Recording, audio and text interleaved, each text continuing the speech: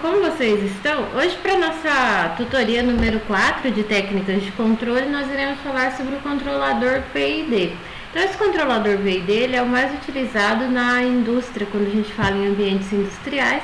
Vocês podem tanto encontrar como controlador PID ou ele também é chamado de controlador PID.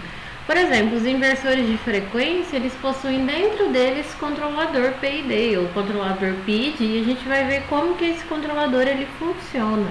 E quando a gente fala de sistema de controlar a velocidade do carro, né, de forma automática, nós também temos a presença dentro dos carros desse controlador. Então vamos ver como que funciona esse controlador e como que é a estrutura dele. Ele vai fornecer uma variação, né, dessa saída, então ele vai através dessa realimentação. Então a gente vai ter um sensor que vai ficar lendo ali o ponto que a gente vai querer ajustar. Então a gente consegue até observar nessa nossa imagem. A gente tem o nosso set point, que é o nosso valor desejado, e nós teremos ali no caso um sensor de temperatura, mas poderia ser qualquer sensor do que a gente está querendo fazer o controle.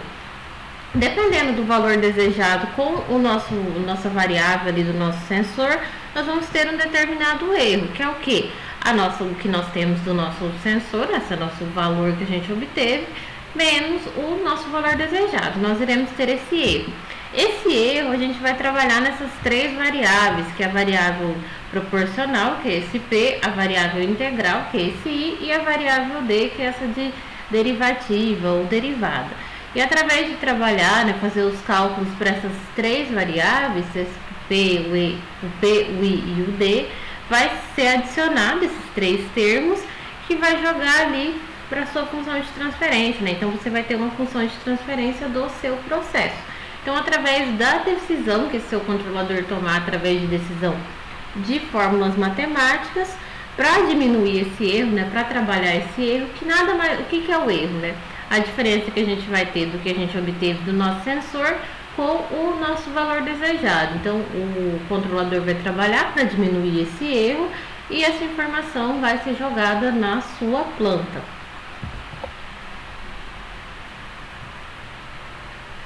Passando de novo, conforme a gente viu na nossa última aula, né, da semana passada, quando a gente observa como que é a saída dessa nossa planta, desse nosso controlador, nós, na maioria das vezes, vamos conseguir observar algo semelhante com esse gráfico aqui que vocês estão vendo, né, com essa saída. Então, a gente tem o nosso valor desejado, que no caso aí é o nosso 1, que é esse nosso valor desejado, e a gente vai observar em relação ao do tempo o que acontece com esse nosso controlador. Então, qual que é esse regime até a gente chegar num erro ali aceitável, nesse nosso erro ser aceitável. O que vai determinar se ser aceitável ou não? Depende de cada processo. Tem processo que você tem que chegar no erro mínimo, tem processo que você pode ter um erro maior. O que é o erro? Lembrando, então, o que é o erro? Essa diferença entre o que você está lendo no seu sensor com o seu valor desejado. Então, em alguns casos é ok você ter um erro de 5%, de 10%, enquanto em outros casos você precisa ter um erro ali de 1%, 2%. Então, ele depende para você trabalhar. Geralmente fica na faixa de 2 a 5% do seu erro. O que a gente tem, que a gente vai até falar depois mais para frente, quando a gente estudar cada componente desse controle. Nós temos ali um determinado tempo de atraso, então que é chamado ali de rise time, ou também TD. Esse tempo de atraso a gente consegue observar ali, né, de 0,5, que é ali a metade que você consegue chegar de subir no seu valor desejado. Então, quando esse rise time é a metade para você chegar no seu valor final. O seu valor desejado é 1, né? Então, ali no caso, nós observamos que nós temos 1,5. Seu tempo de subida, que é o seu TR, que é esse seu tempo ali, para você variar de 10 até 90% do seu valor final. Então, a gente consegue observar aqui o TR, nós chegamos aqui em 90% de 10 até 90% do seu valor final. Nós temos o instante de pico, que é o seu TD, que é esse valor máximo que você vai atingir. A gente até pode fazer a comparação quando a gente fala de fazer uma partida direta de um motor, né? Então, a gente atinge aquele pico e depois a gente estabiliza. Então, essa parte do seu instante de pico é quando você atingiu, por exemplo, aquela sua corrente máxima. No caso, é quando a gente atingiu o valor máximo daquele valor que a gente está querendo chegar no desejado. A máxima ultrapassagem percentual, que é o seu overshoot, que é esse seu MP, que é esse seu valor de pico ali, né? Que vai ser o quê? Essa diferença que você tem do valor máximo com o valor seu de referência. E o tempo de acomodação, settling time, é o tempo que vai demorar para você chegar nessa faixa aí de 2 até 5% do seu valor final, né? Então aí você tem essa oscilação ainda, só que essa oscilação entre o seu erro é uma oscilação baixa que dá para você trabalhar, que é esse tempo que o seu sistema já se acomodou. Quando a gente fala de controlador P&D, ele vai trabalhar para tentar diminuir esse seu erro. Então a gente tem 3 componentes, que são 3 fórmulas matemáticas que vai tentar diminuir o seu erro, para que aquele seu tempo de acomodação e para que a sua porcentagem de erro seja menor. Vamos ver aqui como que trabalha cada um dessas componentes. Quando a gente fala na proporcional, ela é realmente um ganho. Então a gente vai fazer a multiplicação ali pelo seu valor por um valor de ganho. Ela também é chamada de ganho, KP, que a ideia dela é reduzir esse tempo de resposta. Então esse tempo que você tem, né, de acionar e para você chegar no seu tempo de acomodação, quando você multiplica por um determinado valor, você vai querer fazer com que ele chegue mais rápido ali nesse seu tempo de acomodação. Então por isso que a gente tem que observar, por isso que eu quis fazer até esse vídeo para vocês voltarem, abrir ali o PDF de novo e observar, porque é necessário a gente conhecer bem essa parte. Opa, voltei errado. A gente conhecer bem sobre a questão desses termos, como que significa esse termo, né, de ter o percentual de acomodação, esse tempo dele, o overshoot, que é a máxima ultrapassagem, que são algumas que a gente sempre fala quando a gente fala de controle. Então, quando a gente fala do controle proporcional, é um ganho, é realmente um valor que a gente vai estar multiplicando ali, 1, 2, 3, 4, 5. A gente vai observar até daqui a pouquinho, né, que esse KP, ele é um ganho, então é um valor. Você pode multiplicar ali esse seu erro por algum valor. E a ideia dele é reduzir, né, mas ele nunca vai conseguir eliminar totalmente seu erro estacionário. Então, você não vai conseguir fazer com que o seu sensor ali da sua saída seja igual ao valor seu de referência, mas a ideia dele é você conseguir chegar mais rápido nesse seu tempo de acomodação. Como a gente até viu, né, a função de transferência, a gente falou um pouquinho sobre os filtros, né, que a gente tem a questão do ganho, que nada mais é o que? A saída sobre a sua entrada. Quando a gente fala de um proporcional, vai ser a nossa saída no nosso sistema sobre a nossa entrada. Então a gente vai ter o sinal de controle, que vai ser proporcional à entrada, que é o sinal do seu erro. Então aquela saída do seu controle vai ser proporcional à entrada do seu erro. O que é o seu erro? Lembrando, o erro é a leitura que a gente fez no sinal menos o seu valor desejado. Então, para a gente descobrir esse ganho, a gente vai fazer o que está saindo do nosso controle dividido ali pelo sinal do seu erro. Então ele é nada mais é também como um amplificador com um ganho ajustável. E realmente ele pode ter algum valor. 1, 2, 3. Deixa eu mudar aqui, clicar em algum lugar, senão toda hora vai estar mudando. Vamos lá então. Quando a gente fala do integral, então a gente já viu o proporcional nada mais é do que um ganho. Ele não vai eliminar o seu erro, mas ele vai ser o que? A saída do seu controlador sobre o seu erro. E o seu erro é o valor do seu sensor, que você fez a leitura, menos a sua variável desejada, seu valor desejado. E vai ser um valor que você vai multiplicar pelo seu sistema para você conseguir chegar no seu tempo de acomodação mais rápido. Quando você fala no integral, que é ali o ganho KI, que é a parte do seu controlador integral, ele vai eliminar de forma completa o seu erro no estado estacionário, ou seja, o seu sistema, o seu controle, ele ainda vai ter aquela parte de subir, vai ter o seu overshoot, só que quando ele vai chegar ali no tempo de acomodação, no tempo de acomodação a gente não vai ter o erro no seu estado estacionário. Então é quando ele já ficou estável, então quando ele chega nesse momento que ele ficou estável, ele não vai ter uma apresentação de um erro. Só que o que pode acontecer quando a gente usa apenas esse KI aí, né, do controlador integral? A resposta do sistema fica mais lenta, então demora mais para você conseguir esse tempo de acomodação e o seu overshoot pode ser muito maior, ou seja, aquele seu pico, aquele seu valor de pico, essa diferença que você tem entre o seu valor de pico com o seu valor desejado fica muito alta. Então você pode ter alguma variação muito grande no seu sistema, você pode gerar um outro tipo de erro no seu sistema desse período que vai demorar para ele conseguir chegar no seu estado estacionário. Então o que é esse estado estacionário que a gente fala? É quando depois seu sistema ele já ligou ali e você consegue chegar nesse de 2 a 5%, ou até reduzir a zero mesmo.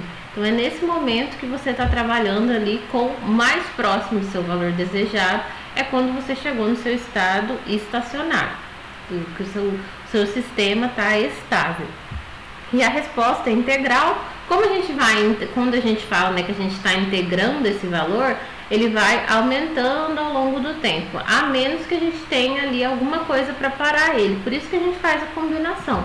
Porque quando a gente fala de integral, a gente sempre vamos multiplicar esse ganho e a gente não vai conseguir chegar em algum momento. Essa nossa planta, esse nosso sistema, ele pode se tornar instável, ok? Então por isso que esse nosso controlador integral, a gente não trabalha com ele sozinho, porque a gente pode reduzir esse erro a zero, só que em outras partes do sistema ele pode acontecer da gente ter uma estabilidade do nosso sistema. Um exemplo dessa função, né, como que vai ser essa função, a gente vai ter 1 sobre o tempo integral, né, vezes o S. Então esse Szinho a gente já sabe que é uma função de transferência, então nós teremos 1 sobre TI vezes o S, sendo que esse nosso TI é o tempo integral, ou o nosso reset time. Quando a gente fala de derivada do nosso controlador derivativo, que é chamado do nosso KD, ele é utilizado para aumentar a agilidade, ou seja, né, diminuir esse nosso tempo de resposta. Então eu liguei meu sistema, ele vai responder mais rápido e também aumenta a estabilidade do sistema. Então por isso que a gente faz a combinação entre eles, né?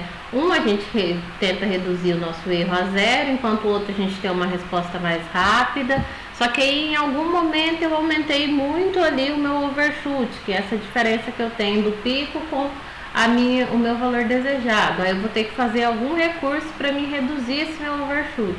Por isso que a gente faz a combinação. Então, por exemplo, o integral vai aumentar esse overshoot. O derivado entra para reduzir, enquanto o integral ele entra para tirar esse seu erro. Então, aí fazendo a combinação, você consegue chegar ali no valor de resposta mais rápido. Por isso que a gente combina todos esses três. A questão do derivado, que ele pode ser problemático, é que com sensores que tem alguma questão de ruído, ele pode ter sensibilidade. Se a gente fala na questão de ruído, mas se a gente consegue eliminar o ruído ou prever o ruído, há fórmulas matemáticas para trabalhar. Então ele é considerado, para fazer o ganho dele, né, esse GS da derivada, vai ser o seu tempo derivativo. Aqui tem um resuminho, né, sobre essa técnica do controle PID. Então aí, por exemplo, a parte do overshoot, que lembrando, né, essa questão que você tem do seu pico menos o seu valor desejado. Quando a gente fala do proporcional, vai aumentar, o integral aumenta, enquanto o seu derivativo reduz. Então a gente vai fazer a combinação entre eles. Quando a gente fala desse tempo de acomodação, settling time, no proporcional, nós vamos ter pouco efeito, no integral vai aumentar e no derivativo nós iremos reduzir. Então, se a gente faz a combinação, a gente não vai ter ali tanto efeito. Quando a gente fala na questão do erro, então a gente quer diminuir esse erro. Então, por isso a gente usa ali o integral, que vai eliminar, e os outros vão fazer uma composição em outras partes do seu sistema. Então ali, ó, a gente consegue, né, tirar esse tempo de atraso aqui, ó. Então, por exemplo, o KP e o KI vão reduzir esse seu tempo de atraso. Esse seu tempo de atraso é para você atingir a metade do valor. Se você vai diminuir esse seu tempo de atraso, o seu sistema ele vai ter uma resposta mais rápida. Se o seu sistema tem uma resposta mais rápida, você consegue chegar mais rápido no seu valor desejado. E é isso que a gente quer. Então vamos colocar aí, ó, por exemplo, no seu inversor de frequência, que você está querendo modificar lá para fazer o acionamento do seu motor. E aí você vai querer modificar ali a sua frequência, você está precisando fazer a modificação da frequência desse seu motor. Então o que você vai fazer? Você precisa de uma resposta rápida. Se você altera ali o seu carro para que ele fique em 60 km, né? Para ele atingir essa 60 km também tem que ser uma resposta rápida. Quando a gente fala de controle, o nosso objetivo é que ele chegue nesse tempo de acomodação, ou seja, que ele chegue ali nesse tempo que ele vai ter o erro mais próximo de zero, o mais rápido possível. Por quê? Porque eu vou ter um controle mais eficiente. Se ele demorar para chegar, né? Se ele tiver ali, ele tem que ter uma resposta muito demorada, isso vai atrasar todo o nosso processo. Por isso que fazendo a combinação dessas três, então muito importante, né? Essa tabelinha aqui, né? Uma tabelinha que reduz toda essa parte desse conhecimento, saber o que cada uma dessas componentes vai fazer. Então, sabendo o que cada uma dessas componentes vai fazer no seu sistema, já está ótimo. Então, é isso que a gente precisa fazer. A gente não vai fazer cálculos gigantescos, né? De descobrir como que a gente chega nesses valores, que realmente depende de caso por caso. Mas saber, né, como que vai ser essa resposta para como que vai ser o efeito, né, dessa resposta, vai ajudar bastante a gente. Quando a gente fala de um diagrama de blocos, então a gente vai ter um ganho proporcional e a gente vai trabalhar com os tempos, né, o tempo integral e o tempo derivativo. Então realmente é um valor ali que a gente vai jogar na nossa equação para trabalhar. Aqui a gente consegue observar ações básicas desses controladores, né? Então, se a gente tem um controlador que ele é proporcional em um sistema de malha fechada, então o que é esse sistema de malha fechada? Eu tenho um controle, uma planta, eu vou ter um sensor e esse sensor vai estar mandando essa informação, fazendo essa comparação aí com o seu valor desejado. Se eu tenho ali um que seja proporcional, a gente consegue observar que o que ele tem, né? Ele vai ter ali um overshoot, ou seja, ele vai ter esse valor de pico bem alto e demora para ele chegar no tempo de acomodação. Demorou para ele chegar no seu tempo de acomodação. Mas, entretanto, a gente consegue observar ali, ó, que até o tempo que ele subiu para chegar nesse 50% do valor desejado foi rápido. Só que o tempo de acomodação foi demorado. Quando a gente coloca um derivativo, então a gente faz aí a junção, né, do proporcional com o derivativo. Lembrando aqui, ó, o que a gente tem? Proporcional com derivativo. Quando a gente fala no proporcional, a gente vai reduzir esse tempo aqui, ó. A gente reduz esse tempo para a gente chegar na metade do valor desejado. O nosso overshoot foi alto. Só que quando a gente usa aqui um derivativo, eu vou reduzir esse overshoot. Então é isso que a gente pode observar. Então, fazendo a junção do proporcional com o derivativo, reduziu esse valor de pico aqui, esse seu overshoot. E reduzindo esse overshoot, a gente consegue observar também que o tempo de acomodação foi mais rápido. Então, foi mais rápido, não teve tanta oscilação quanto no anterior. E por último aqui, quando a gente coloca o P e D, então o proporcional, o integral e o derivativo, o que a gente observa? A gente consegue reduzir, então a gente consegue chegar a quase zero. Então deixa eu dar um zoom aqui, ó, peraí. Então aqui a gente consegue chegar a quase zero do seu overshoot. Você tem um valor muito baixo ali de pico, então você não consegue nem às vezes observar se você não dá o zoom. E o seu tempo de acomodação é muito rápido. Logo você chega ali no seu valor desejado. Então você consegue observar que o seu erro também foi reduzido quando você colocou um controlador integral. Você teve um overshoot reduzido, você teve o seu tempo ali, ó, que demorou para você chegar na metade do seu valor desejado, também reduzido, e você consegue observar que colocando o integral você também reduz ali o seu tempo de acomodação. E é exatamente isso que a gente quer. A gente quer chegar o mais rápido possível no nosso valor desejado. Então, turma, esse é um resuminho aqui de como funciona o controlador P&D. Vou deixar para vocês fazerem a leitura, que inclusive está no livro de vocês, mas eu coloquei de forma separada lá, também no Classroom. Tá na página, deixa eu ver... Tá na página 58 do livro de vocês, uma fábula do regulador P&D ou PID, daí da caixa d'água. Então, para ficar mais fixo ainda sobre essa questão do controle. Mas o que é importante quando a gente fala desse controlador PID? Saber que ele é utilizado na indústria. Então, por exemplo, agora se pegar um inversor de frequência, já vai saber que tem um controle lá dentro dele, que é esse controle PID. E também a gente tem que saber sobre como a gente observa a questão dessa nossa resposta em relação ao nosso tempo. Então, como utilizar cada um deles vai influenciar quando a gente observa essa resposta. Quando a gente faz a junção dessas três, a gente consegue chegar mais rápido ali no nosso valor desejado. E é isso que a gente deseja. Então, vou deixar para vocês fazerem a leitura e eu quero que vocês façam um resuminho aí do que vocês entenderam sobre esse controlador PID. E junto dessa parte, eu deixei um vídeo sobre como que a gente consegue ver essa parte desse controlador PID utilizando o Arduino.